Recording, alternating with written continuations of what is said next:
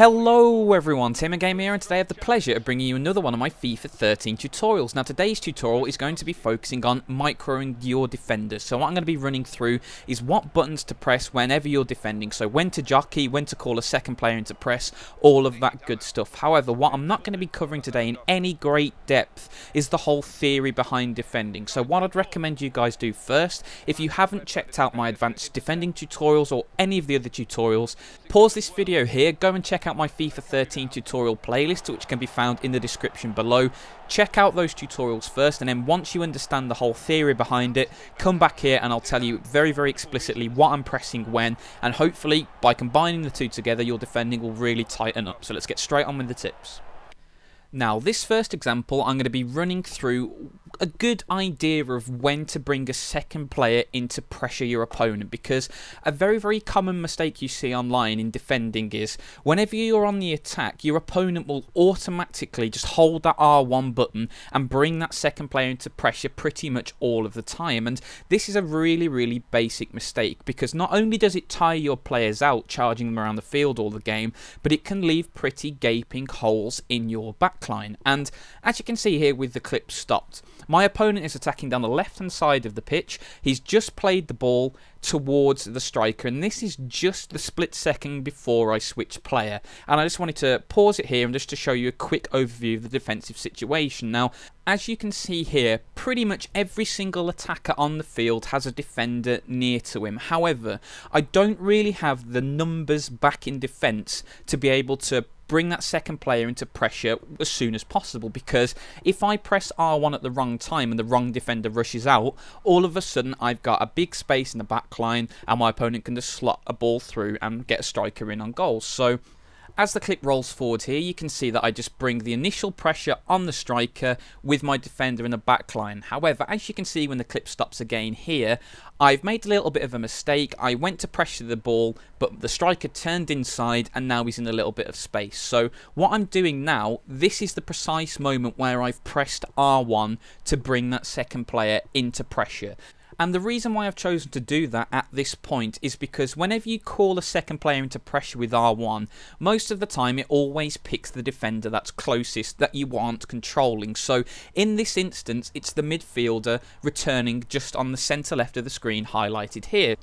Now, the reason I didn't press R1 earlier to get this second player into pressure is because if I held it too early, the player would have ran pretty much towards the touchline, because the second player rush, the AI for that isn't particularly smart. It will run pretty much straight towards the ball or the player he's chasing, and then once he's caught up, he'll get in between the goal and that player and pretty much stay at the same distance all the time. It won't put a challenge in for you, but if the striker turns into him, he'll take the ball off him just like any other AI player. So by waiting that extra couple of seconds to put that pressure on, it's enabled me to see what the striker's done. And as you can see as the clip rolls forward here, the striker turns inside and begins to run towards the goal. Now, because I've brought that second player to press with R1, what I do with my other defender is arc him round. Now, whenever you're trying to turn a defender round, you've got to be careful not to just do a complete 180 stop and immediately run in the opposite direction.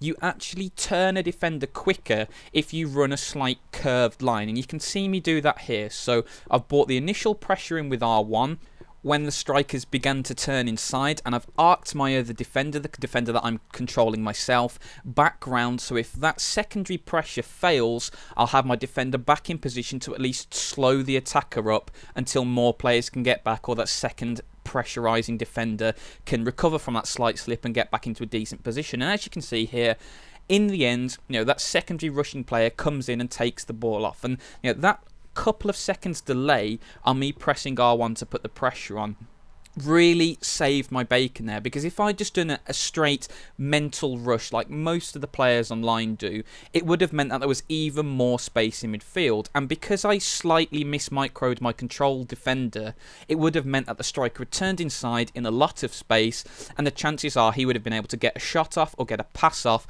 before I would have been able to get anyone back in the way to stop it. So that's the first example. Let's move on to the second. Now, this second clip is a really good example of another fantastic time to use that R1 player pressure to bail your defence out of problems, because as you can see as the clip rolls forward here, I've lost the ball in quite an advanced area of the pitch and my opponent begins to counter-attack, and he rolls the ball forward into the striker, and as the clip stops right about here, this is the moment where I press R1 to bring that second player into pressure, because like I mentioned before, you don't want to press R1 too early because that risks running the wrong player out of position. So what you need to get into the habit of doing in the meantime is manually run your midfielders back. And I mentioned this in several of the tutorials before, but I'm going to really give you a good example of why right here.